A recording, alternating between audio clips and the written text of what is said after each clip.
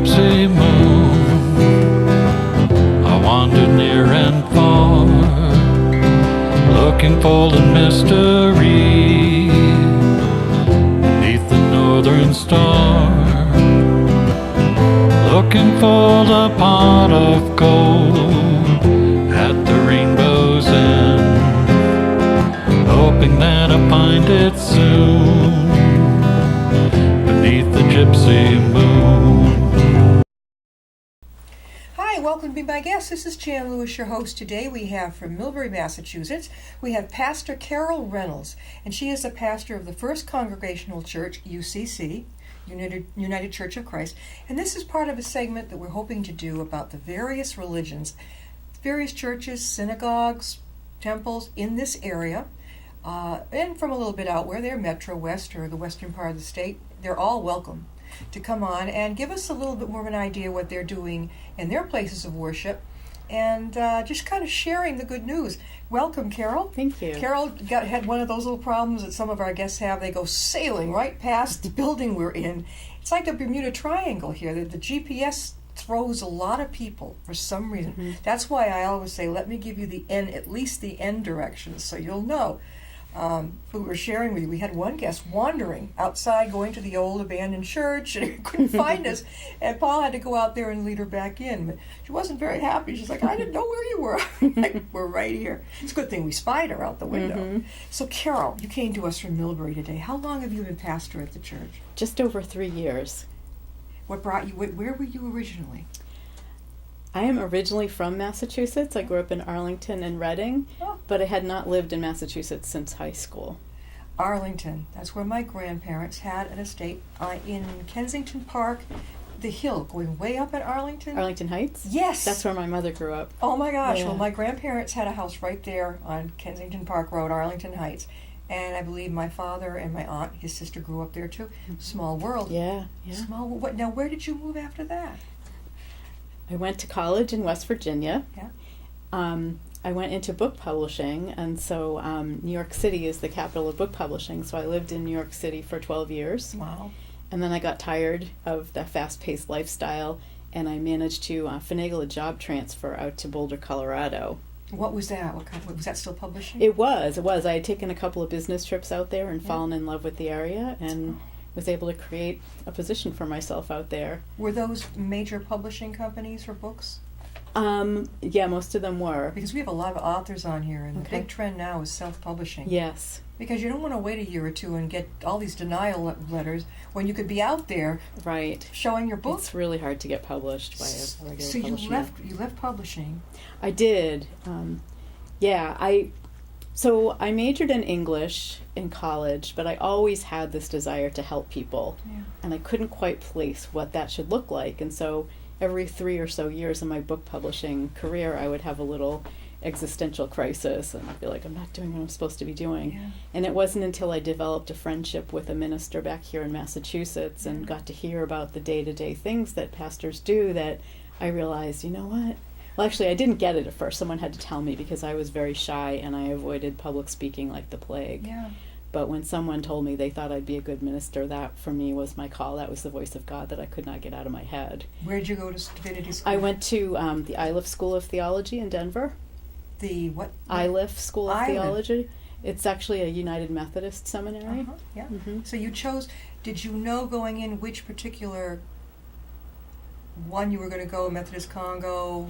No, that was part of my discernment because I had been Unitarian Universalist. I had kind of drifted away from it, and I was drifting back toward Christianity. Mm-hmm. And so I checked out a United Methodist Church. I checked out a United Church of Christ Church, and the UCC really fit me better. You liked that one. I did. You felt comfortable. Did you have your first pastoral job there, out where you were? I was a student pastor out there. I was a student pastor at a United Church of Christ congregation in Aurora. And you liked that one? I did. And to tell you the truth, I didn't even realize initially that I would go into parish ministry. Yeah. At first I thought I'll be a pastoral counselor, and I thought, I'll be a chaplain. And then finally I thought, you know what, you just threw your whole career away. You may as well investigate all of it. Sure. And it was in this student pastorate that I realized that I really wanted to be in a church, yeah. And then you came back to Massachusetts. That wasn't my first step. I actually, my first call was in Michigan, Okay. northwestern Michigan. And is it true that pastors put their name out there so that the different churches can find someone when they need someone new? How do they find you?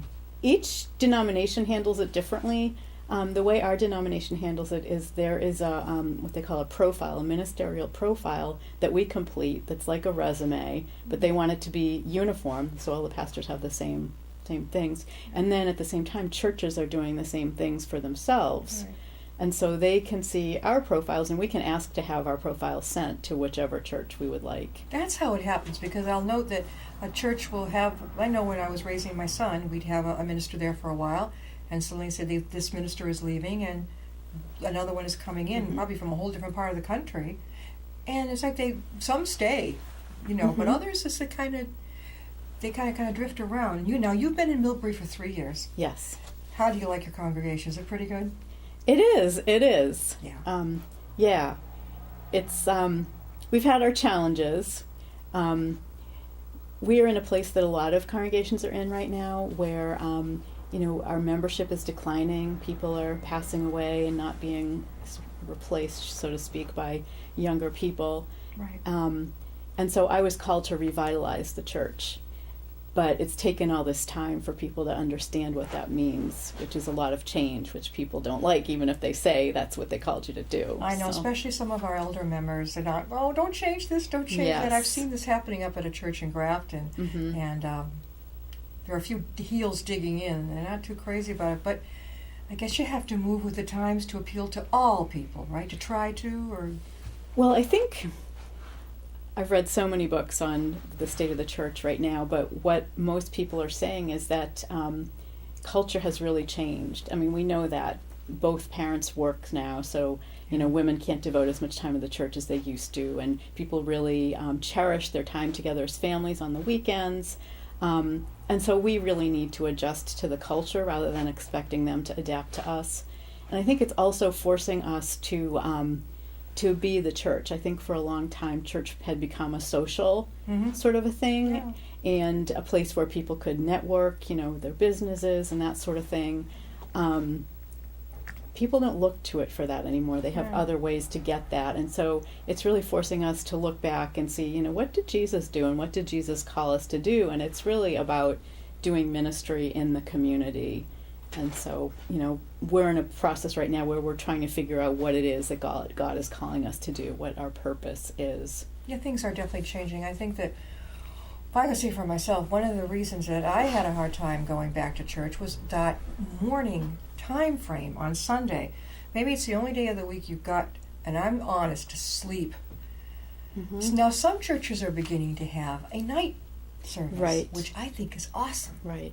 Maybe 7 o'clock Sunday night or something like that. I know the Catholic people have one like a Thursday afternoon. They've got one on Saturday afternoon, and so or on Sunday morning you've got all those masses. I mean, how can you miss? Right. Right. It's pretty good for people who work.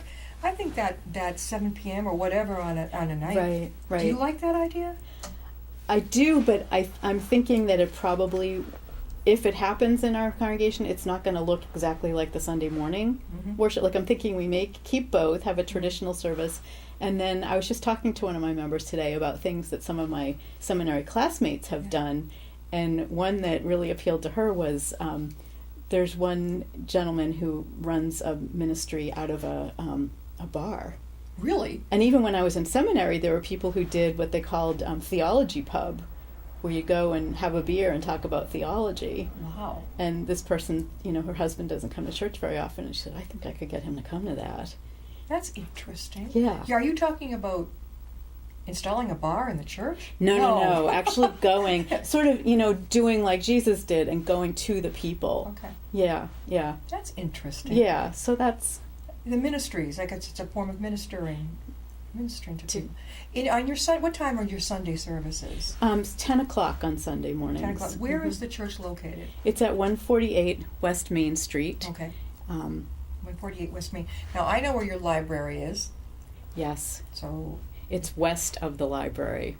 I can picture is there a Unitarian church right in town, or there's No. another church? Is that oh my gosh, I'm trying to picture the Methodist Church. Are you across the street from another church? No, it's hard to give directions because we're not downtown. Where are you? So if you're coming down, 122A, maybe? yes, you go by the Elm Draft House. Yes. Yes. Okay, you're coming up through the center of Millbury. Yes. So you'll Okay. keep going about a mile. You'll go under Route 146, and then about 3/4 of a mile from there, you're up on a hill. Oh, It's in okay. a residential. Well, it's residential neighborhood, but there are mills up there too. I got you. I've done that before. It's past the library. Keep going. Go under 146. Yes. It's even past the senior center on the right. Oh yes. Yep. And then Yep. you go up there. I think many years ago I may have gone there for some reason. Is that right? Is it a big white one? It is. It's beautiful. Kind of set up on a hill. Yes. Oh, that's real. How many people do you think on a good Sunday should come? It varies. Anywhere between 40 and 60, I would say. That's good. On a typical In this Sunday. day and age? Yeah. Yeah. We are talking with Pastor Carol Reynolds, and she is the pastor for the First Congregational Church, United Church of Christ in Millbury. This is part of a segment we're trying to do about introducing the different churches, synagogues, temples, whatever. Everyone's welcome. And to hear their side about what they believe in and what they offer the community for some spiritual calming and helpfulness. What's your favorite part of being a pastor? Is there one? There are a lot of things. Pastoral care. I love being with people, helping them through painful times. I love worship planning and conducting worship services. I especially love healing services.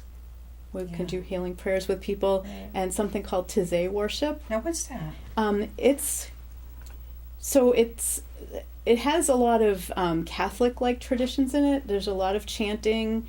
There's scriptures read. There's a lot of silence. Usually there are icons for people to look at and candles, and it's very, very peaceful. Yeah. Yeah. How about activities? If you have any activities that you're planning, any fundraisers, yard sales, flea markets? What do we have coming up next? We actually have a fundraiser at the Public House on July 11th. There are 2 seatings, 4:30 and 6:30. And all the proceeds will come back to the church or to U Inc. We split the proceeds with them. U Inc., right? I know my son Yeah. used to be involved in Is U that Inc. right? Yes. Yeah. It's a good program. That's all over Worcester area. Yeah, they Yeah. do a lot to help kids. Yep. That's a wonderful thing you're going to do. Yes. Yeah. At the Draft House. That's At the Public House The Public in House. Sturbridge. Oh, you're going to be in Sturbridge. Yes. I've spoken there. Oh Have my you? God, that's a beautiful restaurant. Yes. Wait a minute. Was I at the restaurant at the Public House? I think I was at the Public House. Yeah. It's across the street from Sturbridge Village, or is it part of it? No, it's not. It's separate. It's separate. That's probably Yeah. where I Yeah. was. Yeah, that's really a nice one. It is. It is. Yeah. Have you eaten? I have. I Oh. have. This is going to be a barbecue outside. They'll allow that. They do that. Yeah. Yeah, they have fundraisers there all year long. I Really? think every Monday night they have 2 different organizations. Do you ever get together with the other? How many churches in Millbury? Yes. Oh boy. Well, there are, let me see, 3 that we get together with ecumenically. We've done services for various things. I'm trying to think.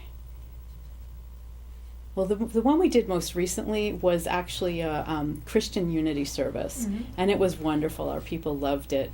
Right. So we had representatives from each church come, and we each talked about and demonstrated a practice from our faith tradition. So, for instance, one of the Catholic priests he explained the meaning of his vestments. And then he explained Gregorian chant, and he actually did Gregorian chant. The Episcopal pastor from Sutton, actually, our clergy group includes Yeah, right Sutton. up 122A. Yeah, I've been there, yeah. So she demonstrated the Tizé that I just told you about, the chanting. Let me see, we had a Baptist pastor. Wow. And I think you were talking earlier about the Federated Church. That's the one that's Federated. downtown. That's what. Yeah. What is the Federated Church in comparison to Methodist, Congo? How do they fit in? So the Federated Church is the combination of two denominations. It's United Church of Christ and United Methodist. Oh, okay. So it's Yeah. company. Okay. Yeah. So They're very close to what your church then. They're in there. yeah, half of them, Yeah. are what we are. And yet, the way our denomination works, you don't have to believe in a set creed to be part of it. Mm-hmm. You have the freedom to pursue a relationship with Jesus and to define what that looks like. And so their church tends to be more maybe on the evangelical side Mhm. than ours. And then, obviously as pastors, we have our different gifts and graces. And so they have a pastor there who he plays guitar. Oh, I And love that. That's like going Yeah. at the synagogue in Westboro. There you have a cantor, Mhm. and I've been there, and they play the guitar. And Yeah. it's such a happy thing. Yeah. I love it. I mean, I don't understand. It's like when I go to a Catholic service, I think they read almost backwards in the book. Is it? I don't know, but it seemed like I couldn't keep up with the way they were going, or they were going. No, in the Jewish synagogue they were reading backwards. Oh, yes. I could not keep up. And then in the Catholic church, I was sitting with my friend and I was trying to look over his shoulder, which page are we on? Yep. It's fascinating. Yeah. And there's an Indian temple, East Indian, up in Ashland, humongous. It looks like it was a Hollywood set. And the things I think were brought in from Europe, all the building parts of it. Wow. And you go in, you have to take your shoes off. Mm-hmm. I was new. I even brought my son. I didn't know what it was all about, but I found it very interesting. I think, you know what, you meant the Baptist church. My mother told me, I think her father was a Baptist minister.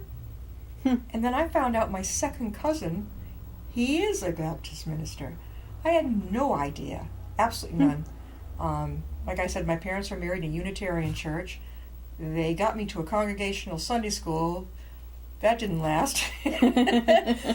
Have you ever been to a Christian Science service? No. Fascinating. Yeah. Yeah. My roommate in college was a Christian Scientist, and I was so sick from homesick, everything. I noticed how happy she seemed, and she was reading all the time. She had such a strong spiritual belief, and they think things through. I thought I was very attracted, and I still love them. People have the wrong idea. If you're a Christian Scientist, of course you can go to a doctor and you can go to a dentist. It's your choice. It's not black and white. Maybe back in the 1800s or whatever Right. it was. Not anymore. Not anymore. Interesting. There's so many Protestant faiths. Gosh, the Presbyterians. I've been to their church in Whitensville. Huh. Was that Scottish? Was that a Scottish denomination? Yes. No wonder I went. I'm Scottish. What's your general age group there? Or are they all age groups? Our oldest member is 90. And Just a kid. yeah. And we have some young families, but I would say on average, 60s and 70s is where Really? the bulk of our membership. But the newer people who are coming in are more probably like 50s, 60s. Yeah. Okay. They're remembering back probably to the way they were raised. Maybe wanting to go back to the old values their parents had. Absolutely, yeah. That happens. And it's hard because they can remember the 50s and 60s when, Yeah. not only was the sanctuary filled, but the balconies were full of people. I know when I went, as an adult I've seen this, more growing up, I would notice the beautiful architecture. We were just in a Unitarian church for a memorial service last weekend, and I was very busily looking at all of the beautiful wood. And I said, I'm seeing a lot of stained glass that are very religious. And I said to some of the people, I said, wasn't this maybe a Catholic church before the Unitarians had it? And oh no, he said it was Unitarian. I'm thinking, I'm not so sure about that because it looked very Catholic to me. Huh. Beautifully done. Interesting. Beautiful. I was just noticing it. I'm like, I don't even see this in the Congo church. So I was going to say maybe it was one of those congregational churches that became Unitarian. It could but be. It sounds like maybe even too ornate for a congregational church. Yeah, and definitely not for a Unitarian church. Yeah, So I was yeah. amazed. I mean, Yeah. it was a long service. And so once in a while you're drifting off and you're looking at the absolutely beautiful. How old is your church? When was it born? Well, in terms of the people, the church formed in 1743. Wow. it took some doing, but eventually they split off from the First Congregational Church in Sutton, and they actually eventually formed the town of Millbury. The church was responsible for that. And so the church was there right from the beginning? It was actually up on the hill in West Millbury. Yeah. At first it was like what they called the Lord's Barn. Wow. And then after 60 years there, they decided it was time for a traditional church building. And so the building we have now was built up there. What year? Do you remember what year it was? I have it in my notes. No, it's okay. Was it in the 1800s maybe? When it was built, yeah, it was like 1803, I believe, of them when were the back church in was built. And the Yeah. one in Sutton is up on the Common, right? That big, Yeah, exactly. Is that yeah. a Congo church It now? is. It's And it was originally Methodist. no, it was No? always congregational. So they split from there and then had it. Yeah, went to West Millbury, and then about 30 years after they built the current building, they decided a lot of the membership had moved down the hill because they were working in the mills, and Right. so they took the building apart and with oxen and carts took it down the hill and rebuilt it To to where where it is now. Yeah, so that Okay. was 1835. But as you go by, it's still up on a. It is, but it It was was even higher before. Yes. Oh my God! Do you have a nursery? Many families will wonder. Do you have a nursery for the children? We Sunday school? we have Sunday school. Unfortunately, we don't have a nursery at this point. Yeah. But our congregation is very accepting of babies crying and such in worship. It's a happy sound. So That's a good thing. yes, yeah. How long is your service? Some I know in some churches you're like, oh my God, is this ever going to end? It was good in the beginning, but by then Yes. you're like, I'm hungry. Yes. You know? It can be an hour to an hour and 15 minutes. Okay. Yeah. Different things, music, you speaking, right? Yes. There's a sermon. There are usually 3 congregational hymns. We have a very small choir that does quite well, and they usually do a couple of songs. And we have a wonderful organ. Yeah. So that gets One a of lot those big pipe ones. Yes. I think I did go to I think I went to a service there. I think I remember that. How about weddings? You have many? It's a beautiful setting. Yeah, it comes in waves. It's Yeah. feast or famine. Yeah, yeah. We do some weddings. That's really neat. Yeah. What would you say to people out there if they're thinking, well, gee, I'd like to go, but I'm not sure I'd fit in, or everyone's welcome, right? Absolutely. Everyone is well. In fact, that's the first thing I say during the announcement time in a Sunday worship service. I will say, whoever you are, wherever you are on life's journey, you are welcome here. I love that. And we really mean that. That is so important. Yeah. You know, you don't have to be this particular religion, but we'd love to have you anyway. Come learn. Right. You know, you can come learn. Sometimes, if you're not a particular religion, but you go in and you just, maybe there's something about that particular church comforts you. And I found that too. I wasn't raised Catholic, but I've been to Catholic services, and you know what? I found myself very relaxed, very happy, very soothing. They do everything the same, Right. and that was nice. But I liked the variety in the Protestant ones, but I Mhm. loved the schedule. What The is ritual. it? The ritual. The Mhm. ritual Mhm. of the Catholic Church. I love that Yes. too. Yes. So I'm open to both sides. Right. Yeah, very, very. I was with a friend in the Catholic Church one time, and I had just been getting up there and going with them and doing the what do you call it? The mass Communion? where you have you have the supposed wine and the The bread. communion. Yeah, or Eucharist. Until I read somewhere that unless you are a Catholic, that's not a good idea. So he was born Catholic, and he said, "Come on." I said, "I can't." He says, "Of course you can." I said, "No, I read your bylaws, and I'm not supposed to." He was mad. Mhm. He wanted me to come, and I said, "I really can't, honey, in good faith. I can't do this. This is part of your Right. religion." Right. He was strong Catholic to this day. I don't think he understands why Huh. I couldn't get up there. Right. And probably a lot of us are thinking, well, why not? Hopefully these things are going to start opening up more. I'm already seeing it. Are you? Yeah, the new Catholic priest in Millbury, it strikes me as pretty open that way. Oh, okay. Yeah. So there's a Catholic church in Millbury also. There are 2, but they're pastored by the same priest. By the same priest. Yes. I had a big surprise. Years ago, my she's more like a sister. My brother's so much older, but she had a baby, and we went to the christening at the Episcopal Church in Rhode Island. And most of the churches that I've been to do not serve real booze. So I went up there with my young son, and we went up to take the Eucharist, whatever it is, I forget. And I went, oh my God, that's the real deal. And I remember looking at my husband like, oh, I just had the real, and you could but I was surprised. Yeah. That there's still, some churches still do that. Yeah. That's not a good idea, I don't think. I don't know. Yeah, I mean, a big part of the reason we serve grape juice is because then it's another way of welcoming everyone. Sure. You know, recovering alcoholics don't have to worry. And, yeah. There's an AA meeting too at your church. Yes. Is that on that? I think I remember about it. It's on Wednesdays. It is Wednesday evenings. Is it a discussion or speakers? A discussion? Big book? I think so, but I'm not 100% sure. Every church that opens their doors to recovery, whether it's Al-Anon, AA, adult child, in my book is tops. I mean, sometimes it's hard for people to find a place to meet. Right. Or they're going to get charged. But churches are great. They'll say, yes, rent is good, but give us what you can. Right. Because you don't know how much you're going to collect. Like, everyone puts $1 in if they can. Right. You don't know how much a group's going to get that night.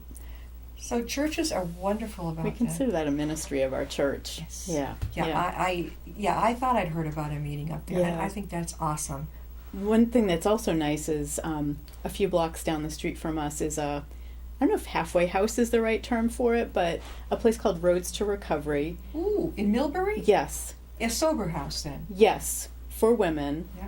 And so a lot of those women come to AA meetings in our church, and that sometimes leads them to come upstairs to worship on Sunday, but we also try to go down there once a month and have dinner with them. You go to them. Yeah. It's I just a know. ministry of presence, having dinner with them, playing games with them, watching movies with them. I haven't heard of this at all before, Yeah. and I think we are talking with Pastor Carol Reynolds, and she is the minister at the First Congregational Church, United Church of Christ in Millbury. This is part of a segment we're doing on trying to bring in different churches, synagogues, temples. You're all welcome. And I have that is wonderful. You actually go to the people. Mm-hmm. And women in sobriety who are just getting into recovery. What a wonderful, upbeat thing that is that you're doing. Yeah. Yeah. Now, how do you get the word out that you're doing this for people? We just publicize it in-house, and it's a handful of people who actually go down and do this ministry, but the whole congregation gets involved in providing food. And actually recently there was a woman who was graduating from there, and she had never had a place of her own. Oh. And so she had written to me and said, I wonder if you could help me. I need to furnish an apartment, and my daughter will be joining me. And everyone got in on it. We were about to have our annual flea market, and so she was able to come and choose whatever she wanted before the flea market started. And so now she has this fully furnished apartment. And See, That's really I love good. that kind of thing. Yeah. To me is just amazing. Imagine Yeah. being down and out, having nothing, and somebody saying, here's a leg up. Not a Yeah. handout, but this is a leg up. We love Yep. you. Take it. exactly. You know, really. Yep. Carol, how can people reach you again at the church? How can they? They can either email me at pastor.milbury1stchurch@verizon.net, or call me at the parsonage at 508-581-4153. And this is in Millbury, and everybody is welcome. Absolutely. 10 o'clock on Sundays. Yes. Anything else going on during the week that people need to know about? Besides the AA meeting? Yeah, we kind of take a break in the summer, Mhm. but typically during the year we have a book study group that meets on Wednesday A Bible evenings. Sometimes they're Bible studies, sometimes they're theology studies. We Oh. do a whole bunch of things. We meet at the Millbury Library from 6:15 till they close around 8 o'clock, and that is a wonderful, wonderful group. I would highly recommend it to Do you anyone. meet upstairs or in the big room on the side? It depends what's available, Yeah. either the local history room or the arts and crafts room. But it's people have really bonded, and it's a great place to just explore. People are very respectful of one another. Our beliefs are very different, but Yeah, oh, that's we great. make it work. Yeah. I love it. I love hearing the other side. Because I go home and I think, something that does ring true. It's kind of a neat balance. Thank you so much for being on the Oh, show. you're welcome. Thank you. I was telling Pastor Carol, our first minister to respond person in the clergy, and hopefully we will have more, get the word out there. It's time. You know, you don't want to lose membership here. You want to bring the people in. Thank you so much. Thank you. We'll see you next.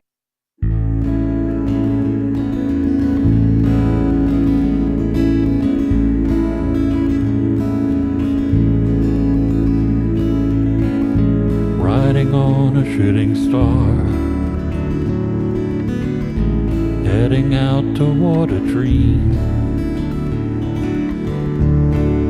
Tomorrow's even closer than it seems.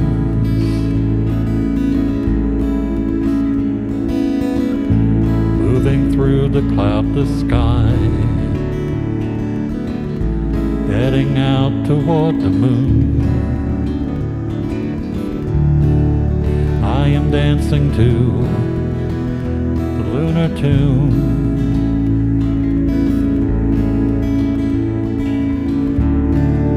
Life goes by so quickly, time just slips away. But tomorrow brings a brighter day.